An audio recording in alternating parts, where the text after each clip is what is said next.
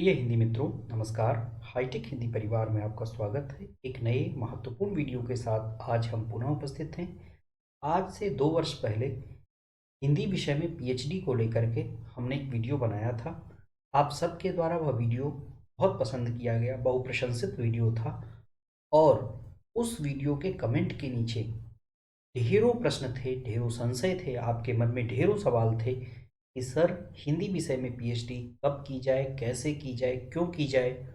और उनमें एक महत्वपूर्ण बात और थी, और वो था कि टॉपिक का चयन कैसे किया जाए। तो आज के इस वीडियो में मित्रों हम बात करने वाले हैं हिंदी विषय में। अगर आप पीएचडी करना चाहते हैं हिंदी लिटरेचर में, तो आपको विषय चयन कैसे करना है, शोध विषय, शोध शीर्षक जिस पर आप काम कर रहे होते हैं उसका चुनाव कैसे करें। बहुत सारे लोग मेरे पास फ़ोन आते हैं, मैसेज आते हैं, कमेंट करते हैं कि सर किसी से पूछिए तो कोई उचित उत्तर नहीं देता है। किसी भी टीचर के पास जाइए, हम अपने सीनियर के पास जाते हैं तो सभी लोग क्या है, गोल मोल आंसर देते हैं। कोई हमको जो है क्लियर कट हमारा पथ प्रदर्शन नहीं करता, सही सही बात हमको नहीं बताता है। तो इस संदर्भ में आज हमने कोशिश की है कि एक वीडियो के माध्यम से टॉपिक का चुनाव कैसे किया जाए, इस पर कुछ महत्वपूर्ण राय दी जाए, कुछ ऐसी बात बताई जाए जिसका यदि आप ध्यान रखेंगे तो भविष्य में आपको पीएचडी के दौरान बहुत सहूलियत मिलने वाली है। तो सबसे पहले हम बात करने वाले हैं कि टॉपिक है क्या। ये जानना आपके लिए बहुत ज़रूरी है। हिंदी विषय में पीएचडी टॉपिक का चयन कैसे करें, इस पर हम लोग बात कर रहे हैं। और टॉपिक क्या है सबसे पहले ये जानना ज़रूरी है। तो क्या है, आप देखते हैं कि वृत्त अगर होता है तो उसके जो है केंद्र में क्या होता है, केंद्रक होता है, और उसके परिधि होती है, त्रिज्या होती है, व्यास होता है, ये सारी चीज़ें हम देखते हैं। तो जो टॉपिक होता है वो किसी वृत्त का केंद्र होता है, किसी शोध विषय का संपूर्ण केंद्र, संपूर्ण निष्कर्ष, संपूर्ण मानक जो है वो टॉपिक एक ऐसी चीज है कि जिसको ध्यान में रख करके बनाया जाता है। उसी के इर्द गिर्द आपकी संपूर्ण शोध का कार्य आप करते हैं, वो इसी के आसपास घूमता है, इसी पर केंद्रित होता है। टॉपिक एक ऐसी चीज है कि जो एक बार शीर्षक, इसको जिसको आप जो है हिंदी साहित्य में इसको शीर्षक बोलेंगे, तो शोध शीर्षक जो है एक बार जब आपका निर्धारित हो जाएगा तो इसमें किसी भी प्रकार का कोई परिवर्तन नहीं होता है। जैसे क्या हो सकता है, उदाहरण के लिए जैसे मुंशी प्रेमचंद के उपन्यासों में किसान जीवन की समस्याएं और यथार्थ, ये आपका क्या हो सकता है, शोध शीर्षक हो सकता है। या कबीर की उलटवासियां और उसकी भाषिक संरचना, इस प्रकार का क्या हो सकता है, टॉपिक या शीर्षक होता है। अब संपूर्ण जो आपका शोध कार्य होगा अगले 3 4 5 वर्षों में, वो इसी के इर्द गिर्द घूमेगा। जब जब आप इससे दूर जा रहे होंगे तो टॉपिक आपको याद दिलाएगा कि आपको किसी विषय के अंतर्गत, विषय के आसपास रह करके आपको क्या करना है, अपना संपूर्ण कार्य करना है। तो टॉपिक बहुत महत्वपूर्ण चीज है, बहुत कंफ्यूजिंग है, कैसे करें, क्या लें क्या ना लें। तो इस पर आज हम लोग बात करेंगे। ये क्रोड है, क्या है, ये डीएनए है आपके संपूर्ण थीसिस का। क्या है, डीएनए आप कह सकते हो, संपूर्ण थीसिस का आप क्रोड कह सकते हो, आत्मा कह सकते हो, जान कह सकते हो।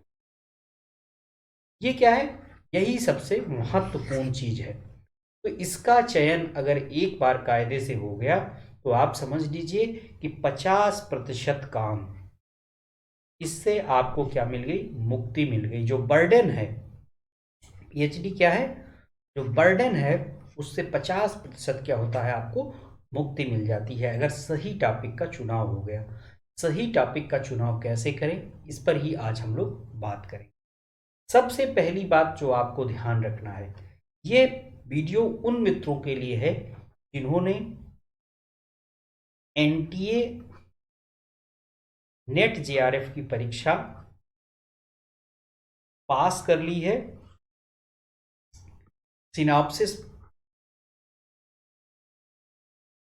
या तो बना रहे हैं या बनाने की प्रक्रिया में लगे हुए हैं। ऐसे लोगों के लिए ही है टॉपिक का चयन। ये बात जो है इन्हीं लोगों के लिए आती है, जो लोग अभी एमए के छात्र हैं, जो पीएचडी करने के बारे में सोच रहे हैं या पीएचडी के बारे में जानना चाहते हैं, या उनके लिए नहीं है।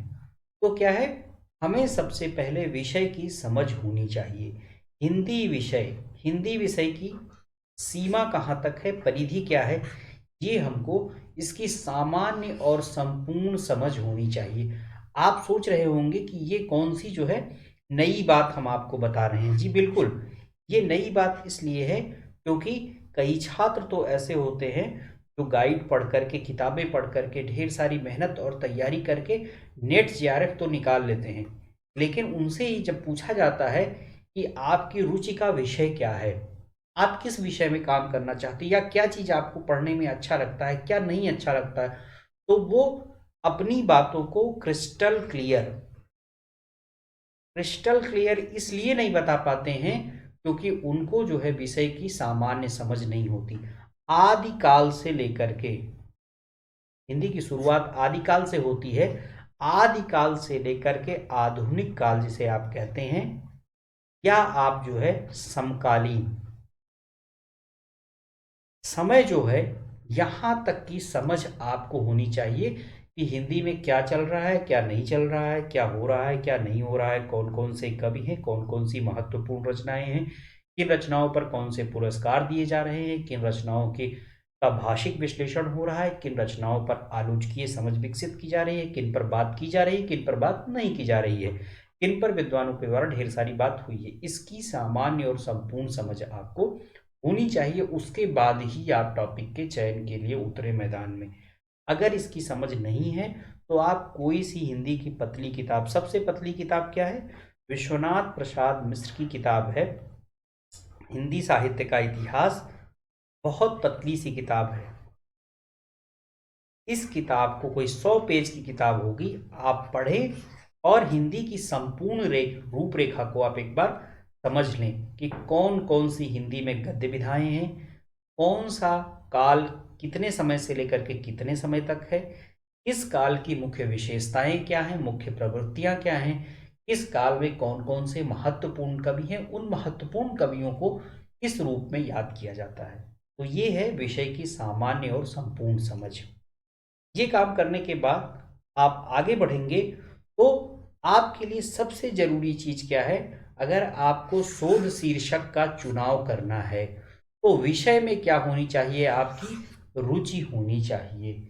विषय में रुचि से क्या आशय है, विषय में रुचि का मतलब ये नहीं कि हिंदी में रुचि होनी चाहिए, हिंदी में तो हम सबकी रुचि है, तभी जो है हम हिंदी में शोध कार्य करने के लिए जा रहे हैं। विषय की जब बात की जाती है तब इसका मतलब होता है कि हिंदी में दो तरीके का साहित्य आपको मिलेगा, एक गद्य और दूसरा पद्य। तो सबसे पहले आपको ये निर्धारित करना है बिल्कुल क्लियर कि आपको गद्य में काम करना है या पद्य में काम करना है, क्या चीज आपको अच्छा लगता है। जब आपको ये पता हो जाए कि आपको क्या चीज अच्छा लगता है, तो आप अगर गद्य में काम करना चाहते हैं तो किसी लेखक, उसकी रचना, या जो है समय, और यही बात जो है पद्य में भी लागू होता है, कोई कवि या जो है उसकी कोई रचना या जो है समय। ये क्या है, सबसे पहले आप पता करेंगे कि आपकी रुचि गद्य में है या पद्य में है। अगर गद्य में है तो आपको किस पर काम करना है, किस लेखक पर काम करना है, या उस लेखक की किस रचना पर काम करना है, उस लेखक की संपूर्ण रचना पर काम करना है, या जो है किस समय से लेकर के किस समय तक आपको काम करना है। जैसे समय से आशय है कि किस कालखंड में आपको काम करना है, सेम चीज पद्य पर भी लागू होगी। और जब ये चीज आपको पता होगी तब आप टू द पॉइंट कह पाएंगे कि हमको कबीर पर काम करना है, हमको सूर पर काम करना है, हमको भारतेंदु हरिश्चंद्र पर काम करना है, हमें महावीर प्रसाद द्विवेदी पर काम करना है, हमको मंगलेश डबराल पर काम करना है, आलोक धर्मा पर काम करना है, ऋतुराज पर काम करना है, मधु काकरिया पर काम करना है, कृष्णा सोबती पर काम करना, ये आप बता पाएंगे।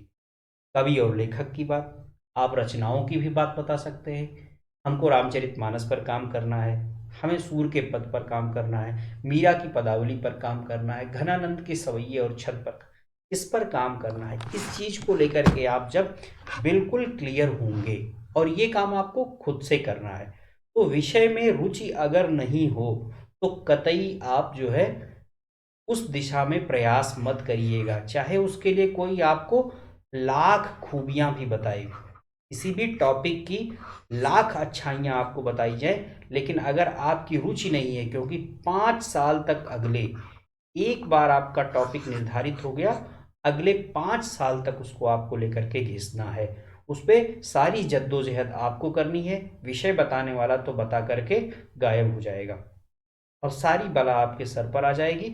इसलिए क्या करना है, अगर हमारा उस विषय में रुचि नहीं है तो उस चीज को हमें हाथ नहीं लगाना। तो कभी भी आप विषय का चयन, टॉपिक का चयन करते समय विषय में रुचि को जरूर ध्यान में रखेंगे। अब जो है आपने विषय को ध्यान में रख लिया कि हमको जो है व्यक्ति विशेष पर केंद्रित शोध करना है, तो व्यक्ति विशेष पर केंद्रित शोध भी क्या ध्यान रखना है, आपको दो बातों का ध्यान रखना है। एक तो कुछ साहित्यकार ऐसे होंगे जो जीवित हैं, कुछ साहित्यकार ऐसे हैं जो अब इस दुनिया में नहीं है। कोशिश ये करनी चाहिए कि जो लोग जीवित नहीं हैं उन पर ही काम किया जाए, क्योंकि समकालीन पर काम करने के लिए आपके पास बहुत सारा समय बचा होता है। समकालीन पर काम करने के लिए भविष्य में बहुत सारी संभावनाएं होती हैं, लेकिन जो लोग अब इस दुनिया में नहीं हैं उनके अवदान को किस प्रकार देखना है, ये जैसे कबीर पर बहुत काम हुआ है लेकिन दादू दयाल पर कोई काम नहीं हुआ है, कबीर पर बहुत काम हुआ है लेकिन धन्ना सेन इन सब पर काम नहीं हुआ है, रामानंद पर काम नहीं हुआ। इस तरीके के काम आपको पता करने हैं। तो हमें क्या करना है कि कोशिश ये करनी है कि व्यक्ति विशेष में किसी एक व्यक्ति पर, इस पर काम बहुत कराया जाता है हिंदी में, तो आपको क्या ध्यान रखना है, व्यक्ति विशेष पर केंद्रित जो है शोध। इसके लिए टॉपिक आपको जो बनाना है उसके केंद्र में क्या होगा, कोई व्यक्ति होगा, उसका नाम होगा। जैसे कबीर की रचनाओं का या सूर की रचनाओं का, तुलसी की रचनाओं का आप जो है भाषिक विश्लेषण कर सकते हैं। क्या ये काम बिल्कुल अलग होगा, अनूठा काम होगा, नया काम होगा। इस प्रकार के काम आपको लेने चाहिए। अब मान लीजिए जिससे आप संपर्क कर रहे हैं, किसी विश्वविद्यालय में किसी अध्यापक से, किसी गुरुजन से आप संपर्क कर रहे हैं, और वह जो है आपको किसी जीवित व्यक्ति पर काम करने के लिए कह रहा है, ठीक है, तो हमको ये ध्यान देना होगा कि उस व्यक्ति की साहित्य में उपादेयता क्या है। ऐसा तो नहीं कि गुरु जी का कोई निज संबंध है और उन्होंने आपको वो टॉपिक पकड़ा दिया। आपको ये देखना है कि आपने कभी उसका नाम सुना है, कभी आप उससे परिचित हैं, आप उसे जानते हैं, नहीं जानते हैं, क्योंकि पीएचडी एक ऐसी चीज है जिसको बाद में आपको क्या करना है, हो जाने के बाद आपको खुद डिफेंड करना है। ये काम करने कोई और नहीं आएगा, इस काम को आपको खुद करना होगा। जहां जहां आप जाएंगे वहां उसको आपको बताना होगा। तो क्या कर रहा है, अगर हम जीवित व्यक्ति पर काम कर रहे हैं तो हम ये देखें कि उसको कोई हिंदी साहित्य का बड़ा पुरस्कार मिला है, कोई उसका ऐसा साहित्यिक अवदान है, कोई उसकी ऐसी बात है जिसकी साहित्य में ढेर सारी चर्चा हुई है, या जो है उसके लेखन को जो है आदर के साथ, सम्मान के साथ जो है पुस्तकों में स्थान दिया गया है। इन सब बातों को ध्यान में रख करके हमको क्या करना है, व्यक्ति विशेष पर केंद्रित शोध का चयन करना है। टॉपिक का चयन दूसरे तरीके से किस प्रकार हिंदी में होता है, समय और कालावधि को आधार बनाकर भी टॉपिक निर्धारित किए जाते हैं। क्यों? क्योंकि व्यक्ति विशेष पर काम करना क्या है, ये थोड़ा खतरे वाला काम है। मान लीजिए आपने इस पर काम किया और किसी इंटरव्यू में आप गए और वहां पर आने वाले व्यक्ति को साहित्यकार जो है वह पसंद नहीं है, जिस पर आपने काम किया है उस लेखक के विषय में उसे ना तो जानकारी है ना उसकी रुचि है, तो ऐसे में समस्या हो सकती है। लेकिन आपने कालावधि पर काम किया। कालावधि का क्या मतलब होता है? कालावधि का मतलब होता है आदिकाल, भक्तिकाल, रीतिकाल। रीतिकाल में भी रीति मुक्त, रीति सिद्ध, रीतिबद्ध, ये आप पूरा पूरा समय लेते हैं। या द्विवेदी युग, छायावाद युग, छायावादोत्तर युग, छायावादोत्तर में भी राष्ट्रीय सांस्कृतिक धारा, इन सबको आधार जब आप बनाते हैं तो क्या है, या इसके अलावा आजादी के बाद की पत्र पत्रिकाएं, या इसके बाद आप बनाते हैं 7वें दशक के मध्य से लेकर के 9वें दशक तक की प्रकाशित या संपादित महत्वपूर्ण पत्र पत्रिकाएं। तो क्या है, इससे समय सीमा निर्धारित होती है। आप कहेंगे सन 70 के बाद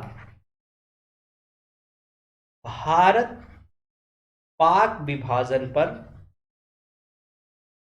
केंद्रित उपन्यास, इनमें तथ्य और संवेदना अगर आप देखेंगे, ये आपने टॉपिक बनाया एक, सन 70 के बाद भारत पाक विभाजन पर केंद्रित उपन्यासों में तथ्य एवं संवेदना, ये आपने शीर्षक बनाया है। जिस टॉपिक का आपने चयन किया है तो एक शानदार टॉपिक होगा, जिसमें सन 70 के बाद से लेकर के अब तक कितने 30-35 सालों में सिर्फ एक विषय पर, और वो विषय क्या है, भारत पाक विभाजन। ऐसे ही आप क्या कर सकते हैं, सन 70, सन 80, सन 90, जैसे 90 का दौर आप ले लें तो 9वें दशक में भूमंडलीकरण का साहित्य में प्रभाव, या आप कह सकते हैं वैश्विक अवदान, हिंदी साहित्य में भूमंडलीकरण का प्रभाव, ये आप इसको देख सकते हैं। इस प्रकार जो है समयावधि का निर्धारण होता है। या आप इस प्रकार कह सकते हैं कि आजादी के बाद, या आप कह सकते हैं 9वें दशक, 10वें दशक, 8वें दशक, 7वें दशक के उपन्यासों में चित्रित स्त्री विमर्श का, आप कह सकते हैं स्त्री विमर्श का सामाजिक परिप्रेक्ष्य, इस प्रकार के टॉपिक का आप चयन कर सकते हैं। या आप जो है इसे अन्य किसी भी प्रकार, मतलब क्या कहने का है कि समय सीमा और काल अवधि में आपको इसको बांधने का प्रयास करना है। ये जो है टॉपिक चयन का एक मुख्य आधार हो सकता है। इसके अलावा आप कैसे टॉपिक का चयन कर सकते हो, अगर आपकी रुचि विमर्श केंद्रित शोध में है। विमर्श केंद्रित का मतलब क्या है, स्त्री विमर्श, दलित विमर्श, आदिवासी विमर्श, किन्नर विमर्श, ओबीसी विमर्श, किसान विमर्श, तो ये क्या है, ये कुछ ऐसे टॉपिक हैं जिन पर हिंदी में ढेर सारा काम हुआ है, ढेर सारा साहित्य लिखा गया है। तो इनको जो है आधार बना करके भी आप अपने टॉपिक का चयन कर सकते हैं। हमारा काम क्या है, हम आपको टॉपिक नहीं बता रहे हैं, टॉपिक का चयन कैसे करना है इसको लेकर के आपको हम संकेत मात्र दे रहे हैं।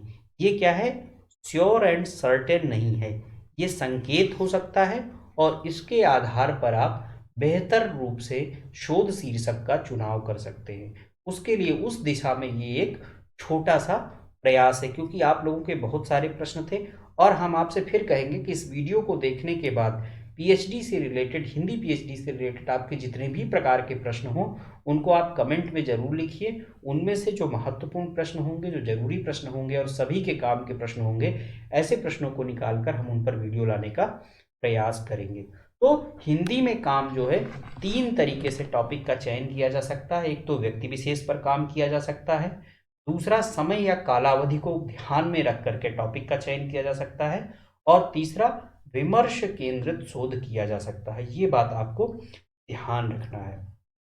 महत्वपूर्ण बात क्या है, टॉपिक चयन के लिए हमने आपको क्या बताया, सबसे पहले तो रुचि का होना जरूरी है, किस विषय में रुचि है, वो आपको पता चल गया।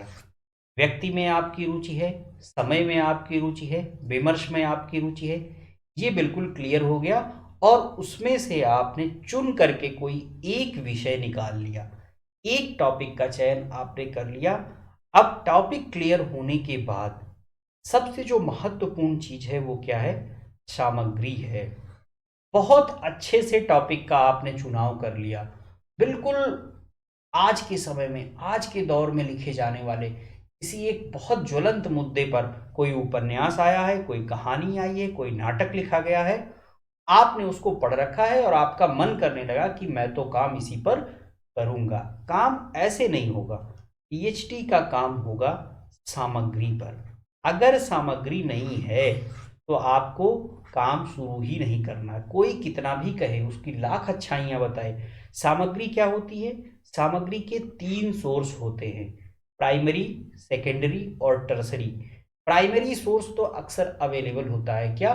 हिंदी में आपको उपन्यास मिल जाएंगे, नाटक मिल जाएंगे, निबंध मिल जाएंगे, आपको लगेगा इतने से काम हो जाएगा। जी नहीं, इतने से काम नहीं होना है। एक पुस्तक जो लिखी गई है वह क्या है? प्राइमरी सोर्स है। उस पुस्तक पर किसी आलोचक, किसी विद्वान के द्वारा कोई बात कही गई है तो वो सेकेंडरी सोर्स है। और किसी तीसरे चौथे के माध्यम से कोई चीज आपको प्राप्त होती है तो वो क्या होगा? टर्सरी सोर्स होगा।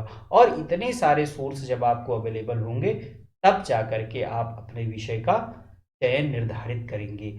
अगर सामग्री उपलब्ध है तो बेस्ट है, और सामग्री अगर अनुपलब्ध है तो आपको फिर से वापस किस चीज पर जाना है, किस विषय में आपकी रुचि है, विषय का चयन करना है। विषय के चयन में जाकर आपको देखना है कि व्यक्ति में रुचि है, समय में रुचि है या विमर्श में रुचि है, और फिर से एक नए टॉपिक को लेना है और फिर देखना है कि उसमें सामग्री है कि नहीं है। सामग्री कहाँ से देखेंगे आप? सामग्री देखने के लिए आपके पास इंटरनेट एक अच्छा सोर्स है, लेकिन हिंदी में सारी सामग्री आपको इंटरनेट पर उपलब्ध नहीं है। इंटरनेट में भी आप कहाँ पर देखेंगे? शोध गंगा नाम की एक वेबसाइट है, उस वेबसाइट पर आप जाएंगे। कीवर्ड्स, आप उसमें जो है सर्च का बॉक्स होता है, वहां पर आपको क्या करना है? कीवर्ड डालना है। मान लीजिए आपको कमलेश्वर के उपन्यासों पर काम करना है तो आप वहां कमलेश्वर लिखेंगे और जितने भी काम कमलेश्वर पर हुए होंगे वे सारे काम निकल करके सामने आ जाएंगे। और उसके बाद आपके लिए आसानी होगी कि आपको उस पर काम करना है कि नहीं। जैसे आपको गजल पर काम करना है और आप ज्ञान प्रकाश विवेक पर काम करना चाहते हैं तो आप वहां पर गजल डालेंगे कीवर्ड, या जो है आप गजल लिख सकते हैं, या जो है आप ज्ञान प्रकाश विवेक का नाम लिख सकते हैं। तो आपको क्या है? सारी सामग्री निकल करके सामने आएगी। मान लीजिए इस तरह से जो है आपको सामग्री पता नहीं चलती है, फिर आप क्या करेंगे? आप किसी भी बड़े शहर, बड़े संस्थान, हिंदी के बड़े संस्थान क्या हैं? इलाहाबाद विश्वविद्यालय, काशी हिंदू विश्वविद्यालय, जवाहरलाल नेहरू विश्वविद्यालय, दिल्ली विश्वविद्यालय, जामिया मिलिया इस्लामिया विश्वविद्यालय, हिंदी साहित्य अकादमी, इसके अलावा जो है आप हिंदुस्तानी हिंदी प्रचार सभा जो है, इन सब से हिंदी साहित्य सम्मेलन, इन सब की जो महत्वपूर्ण लाइब्रेरी है उनमें जहां तक आपकी पहुंच हो, ऐसी लाइब्रेरी जहां आप पहुंच सकते हैं वहां जाकर के आप क्या करें? अपने टॉपिक से जुड़ी हुई सामग्री देखें जरूर। ये काम आपको पीएचडी शुरू करने से पहले ही कर लेना है। अगर आप ये काम पीएचडी शुरू होने के बाद करेंगे तो आपको मित्रों बहुत सारी समस्याएं आने वाली हैं और फिर उनका किस हल जो है किसी के पास नहीं होगा। थोड़ी मेहनत करें, आप जाएं जो है, और जब आप निश्चिंत हो ले इस विषय पर पर्याप्त सामग्री उपलब्ध है, क्या पर्याप्त सामग्री उपलब्ध है, तब आप जो है उस टॉपिक पर हाथ लगाएं। ये आप ध्यान रखिएगा। इसके अलावा क्या करना है? एक बात जो बहुत महत्वपूर्ण है कि सब कर लिया आपने, लेकिन आपको ये भी पता करना है कि जिस विषय को हमने लिया है यह विषय हमारे लिए कितना उपयोगी है, ये कैसे पता होगा? इसके लिए सबसे जरूरी चीज क्या है? रिसर्च। क्या है रिसर्च? बेसिकली री प्लस सर्च। जो चीज सर्च की गई है उसको आपको फिर से क्या करना है, उसमें कुछ नया खोजना है और वो रिसर्च हो जाएगा। तो ऐसे ही आपको, आप कबीर आपको बहुत प्रिय हैं, हजारी प्रसाद द्विवेदी आपको बहुत प्रिय हैं, या शुक्ल आपको बहुत प्रिय है और इन पर आप करना चाहते हैं काम। लेकिन क्या है, आपका शोध निर्देशक, आपके गाइड, आपके सीनियर आपको ये बताएंगे कि इन पर पहले से ही बहुत सारा काम हो रखा है, नया कुछ भी करने के लिए नहीं है। ये आपको फ्रेज सुनने को मिलेगा, क्या नया जो है करने को कुछ भी नहीं है, ऐसा आपको सुनने को मिलेगा। फिर वो कुछ नए नए टॉपिक बताएंगे। लेकिन जब भी आपको नया टॉपिक बताया जाएगा तो ध्यान रखिएगा, सामग्री जरूर खोजिएगा।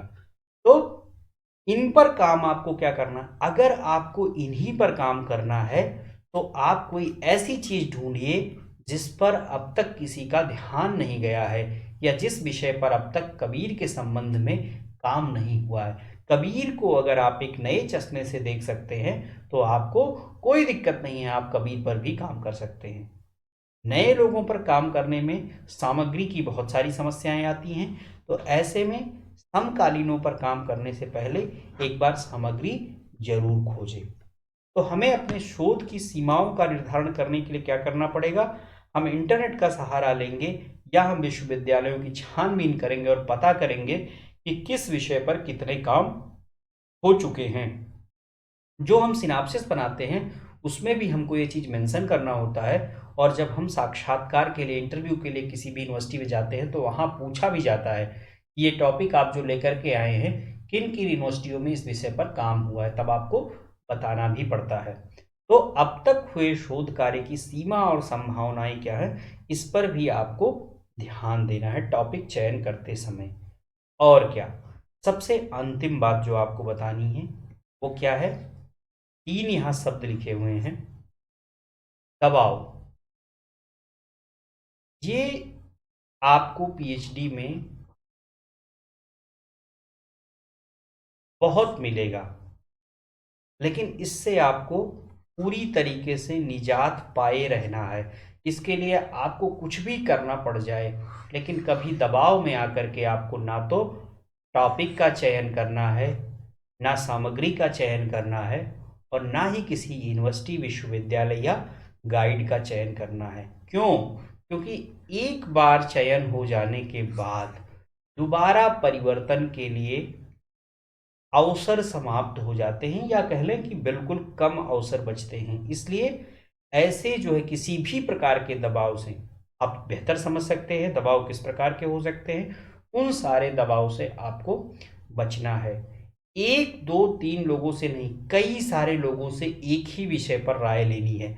आपने जिस टॉपिक का चयन किया है उस पर कम से कम 5-7 लोग ऐसे जो आपको लगता हो कि ये विषय विशेषज्ञ हैं, ऐसे लोगों से आपको क्या करना है, एक ही विषय, एक ही प्रश्न के साथ जाना है कि सर हमने इस विषय का चयन किया है, हमने ये टॉपिक लिया है और इस विषय में क्या काम किया जा सकता है, और फिर उनकी राय के हिसाब से आपको आगे बढ़ना है। लेकिन ये चीज़ जो हमने आपको बताई है कि किसी भी प्रकार के दबाव से आपको क्या करना है, बचे रहना है, इसको लेकर के आपको ध्यान रखना है।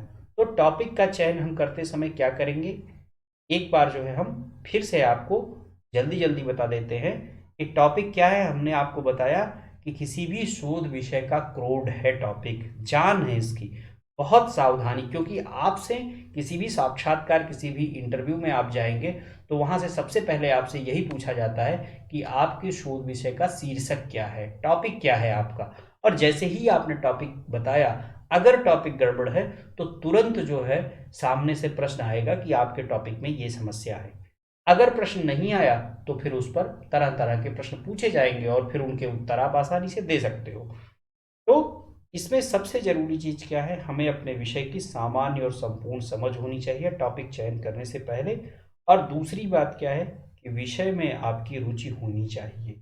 जिस भी टॉपिक की तरफ आप कदम बढ़ा रहे हैं उसमें क्या है, पता लगता है कि गद्य हमें पढ़ना अच्छा नहीं लगता और हमने गद्य का ही कोई काम ले लिया। रीतिकाल हमें समझ नहीं आता है और हमने जो है बिहारी पर काम करना शुरू कर दिया है, केशव या घनानंद को हमने ले लिया है। बहुत समस्या आएगी। विषय में रुचि होना बहुत जरूरी है। यहाँ विषय से आशय है गद्य या पद्य, और उन गद्य पद्य में भी किस स्पेशलाइज टॉपिक की तरफ आप बढ़ रहे हैं, उसमें आपकी रुचि का होना बहुत जरूरी है। इसके अलावा विषय चयन का जो आधार है वो व्यक्ति केंद्रित हो सकता है। समय या कालावधि को आधार बना करके टॉपिक का चयन किया जा सकता है, या जो है विमर्श को केंद्र में रख करके ये काम किया जा सकता है। टॉपिक क्लियर होने के बाद सामग्री जरूर पता करें कि उस पर सामग्री उपलब्ध है कि नहीं उपलब्ध। अगर नहीं उपलब्ध है तो आप उस टॉपिक को छोड़ करके किसी नए टॉपिक पर विचार कर लें। अब तक हुए शोध कार्यों की पड़ताल कर लें, उनकी सीमाएं और संभावनाएं जान लें, किस विषय पर काम करके क्या नुकसान और क्या फायदा होने वाला है। आप इसको पूछ भी सकते हैं। अगर आप टॉपिक का चयन कर लें, आपको कोई समस्या आती है, हाईटेक हिंदी में आप नीचे कमेंट करके या हमारी जो ईमेल आईडी है उस पर जो है ईमेल करके आप हमसे भी संपर्क और परामर्श कर सकते हैं।